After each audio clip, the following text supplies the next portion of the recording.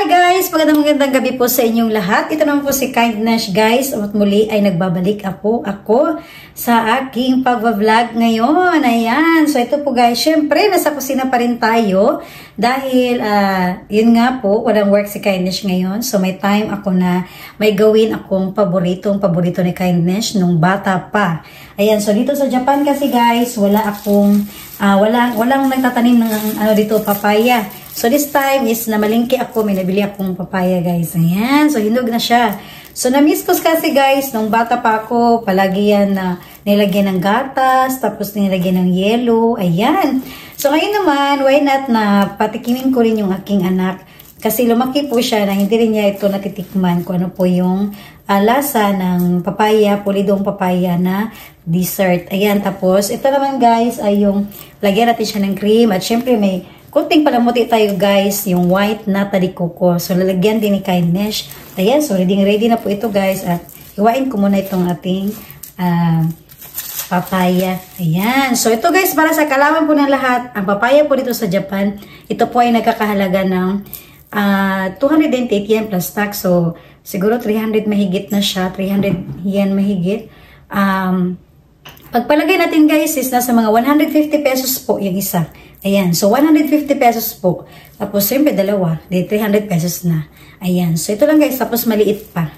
Ayan. So, ito ay from Philippines. Ayan. Kapag alam ko guys na papaya is from Philippines, excited ako niyan. So, bibili talaga ako. So, ayan. Ngayon, ito try ko to. Sana, pagbukas ko nito is maganda sana yung kalooban nito guys. Kalooban.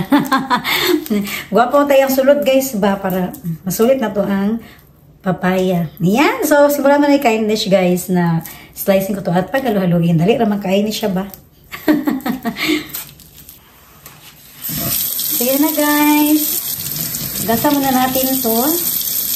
Kunin mo natin yung tag niya na from Philippines. So, ayan. May galap shoutout po. Ito ay Sumipro. Ayan.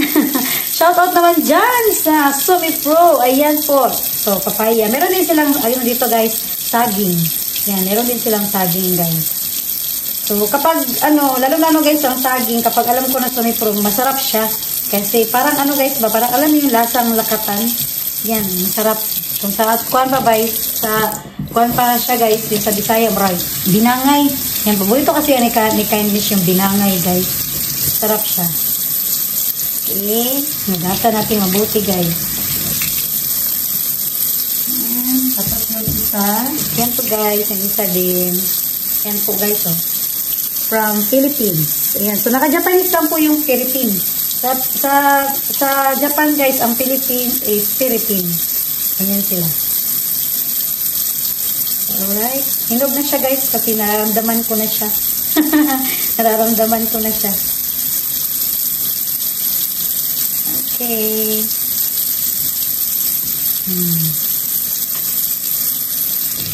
Ayan. So, nagasa lang mabuti ni Kindness para lami na kayo ni guys. Sabi nagbugnong na kayo ni. Kasi lami anani. Diba? Yan. Tapos, hatiin natin to guys. Okay ba ang lasa nito? Yan. Sigurado, matamis to kasi from Philippines eh. Yan. Uy! Perting humuka guys. Perting danluga. Isa raka kung ni Kindness. Uy! Hindi na kailangan mangusog. Yan. Itago ko kaya itong buto niya. Tapos itanim ko dito, no? Pwede rin, no? So, ito na guys, oh. Oh. O ba? Oh. Ayos na kayo. Hinog na kayo siya, guys. Dali na lang ni siya na to. Paano? Slice na lang natin yung niya, konti. Yan. Humot guys, eh. Kapayas good siya. Dami kayo, guys. Na-miss ko gid na ako siya guys. Siguro ilang years na ako hindi nakakain ng papaya. Kasi kahit umuwi ako sa Pilipinas, halimbawa 3 weeks guys, umuwi ako sa Pilipinas, hindi ko nakakain lahat ng prutas doon. Kasi, syempre mahirap din na pagsabay-sabayin mo kainin yung prutas. Yan. So, sigurado magkakaproblema ka rin sa tiyan mo guys.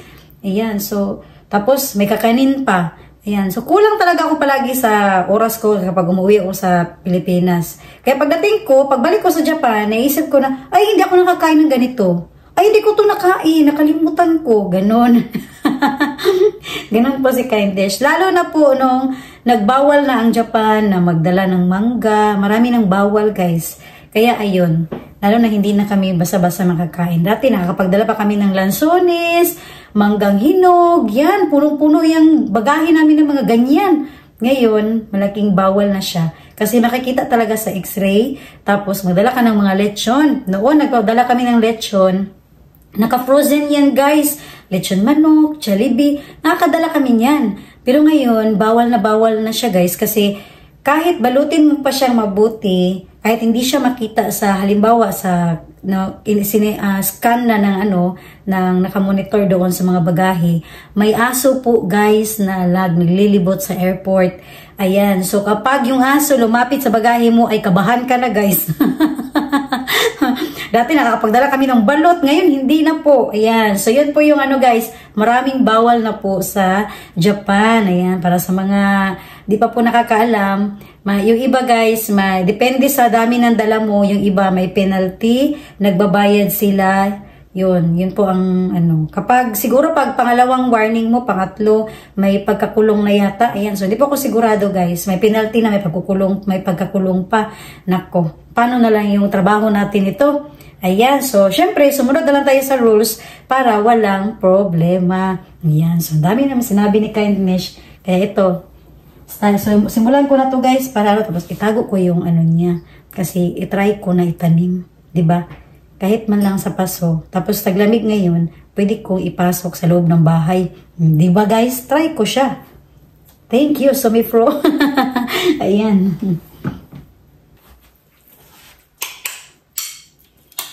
So ito na guys, ayan, nilagay ko muna sa pinggan yung mga buto-buto guys. Kasi try ko na itanim natin doon sa paso. Diba? At least, yung nabili ko, may ko dito guys, may buto-buto. Sana mabuhay ang tani siya guys, no? So sabagay, ang papaya guys, madali lang mabuhay yata eh. Sana mag-success to sa paso guys. Para pag summer, may papaya si Kindness. Ayan, so sana nga. Alright, so ayan guys, wala na po yung mga buto-buto at simulan na ni Kindness na tanggalin natin tong guys, pag-slicing natin para maging salad na at malamig na po ito. Yan. So ito na po yung ating papaya guys. Ayan, so ito po yung dalawang papaya natin. Matyagang ini-slice ni Kindness. Tapos yung ating white nata de coco. Ayan. Tapos, syempre, lagyan natin ng cream. Syempre, kondensada. Ayan. So, gamay na siya ingredients, guys. Pero, daghan na ni para sa kuha. Sapat na kayo, guys. Kasi, minsan lang kami dito sa Japan nakakatikim ng papaya. Ayan. So, mga ilang taon na po, hindi ako nakakain ng papaya. Ayan po. Alright. Titimplahan na natin to guys. So, since guys, natin, bago natin timplahan, at na-slice ko na, try ko muna na wala siyang, lagay ng mga cream. So, kailangan kong tumikim guys. Ayan, tikman natin. Ito guys, oh.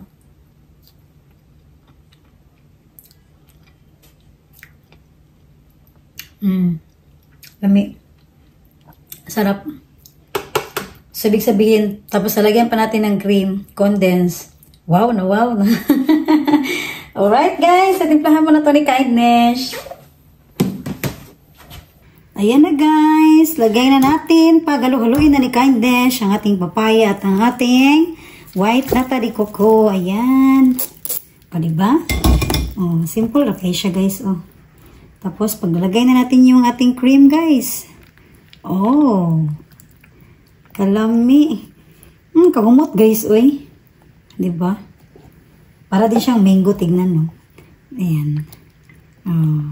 So, si Kindness, guys, ayan. So, sa mga hindi pa po nakakapagsubaybay ng aking mga upload na mga nakaraang video po, kapag gumagawa po ng dessert si Kindness, gusto ko po talaga, guys, kahit konti lang yung mga pinaglalagay mo na prutas, pero yung cream talaga, ano po si Kindness sa cream? Gusto ko po na hindi ko kinokontrol yung cream dahil isa po talaga yung nagbibigay ng sarap sa salad. O, diba? Ay, kalamian ni guys. O, hindi pa kasali ang kondensada nito. Tapos, pabugnawon na to. Tapos, lagay ko na po yung ating gatas. Ang ating condense. Ayan. So, yung condense natin guys, palagi kasi ako naka-estimate. Kasi ayoko na sobrang tamis po. Ayan. So, tama-tama lang po ang gatas ni Kindness na ginagamit. So, ito po ay kalahati ng lata lang po ang nilagay ni Kindness. Ayan. Oh, that. Abundant o cream. Ayan. So, lamig po di siya guys, ipa-frozen. Yan. Okay. So, ipaghalo lang natin mabuti, guys. Oh, 'di ba? Ay, may dessert na si Kindness. Papaya talaga ang aking napag-isipan na kainin ngayon. Dahil bihira lang din po ang papaya, guys, na nabibili natin na hinog na. Madalas po ang display dito sa Japan, ang papaya is medyo hilaw pa. So, nung namalingki si Kindness, timing talaga na hinog na po yung papaya na nabili natin. At from Philippines pa. Ayan. Tapos, konting lagay lang ng white nata de coco. Ayan po. So, hindi na maraming, guys. Sa paggawa ng salad talaga, hindi mo na kailangan na marami pang, mga prutas-prutas dyan. Ayan. Okay. Ayan. So, paghaluin lang natin mabuti to guys. Uy, kalami, O, diba? Ayan. So, bugnaw kayo ang cream na po. Malamig na po kasi yung mga cream ko, guys. Ayan. So, mas lalong masasarap ito kapag lagay natin sa ref at malamig na malamig. Ayan. Alright. So, syempre, guys, hindi pwede na hindi ko to tikman, guys. Hindi na ako makatiis kahit hindi pa masyadong malamig. So, tikman natin po. Ayan. Ay, kalamihan ni Ray. Tapos yung white nata di kuko, guys, white nata di kuko po, galing na po to sa refrigerator. So, malamig na siya. Ayan. Oh my God. Ayan guys, tikman ni Kindness kung ano po yung lasa.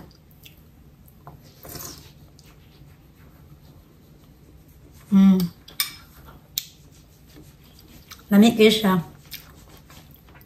Thanks God, nakakauna dyan kong papaya. Lamig kayo. Wala ko masabi, guys. Yan po, guys, oh. Yan. Lamig kayo siya, guys. Hindi pa ito malamig, guys. Tama-tama lang. Yung cream ko lang kasi ang malamig nito, tsaka yung white nata de coco. Kasi yung white nata de coco, nilalagay ko lang to sa refrigerator, yung ating white nata de coco. Okay?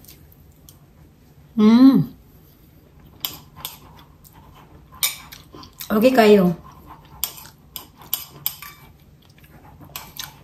Kumbaga, yung purong papaya, yung lasa niya, kahit ngayon pa lang ko pa lang siya pinahalo, lumalabas talaga yung lasa niya, guys. Alam mo yung, talaga, pagtikim mo, talagang, papaya talaga yung ko. Agad. Tsaka yung amoy, ang bango.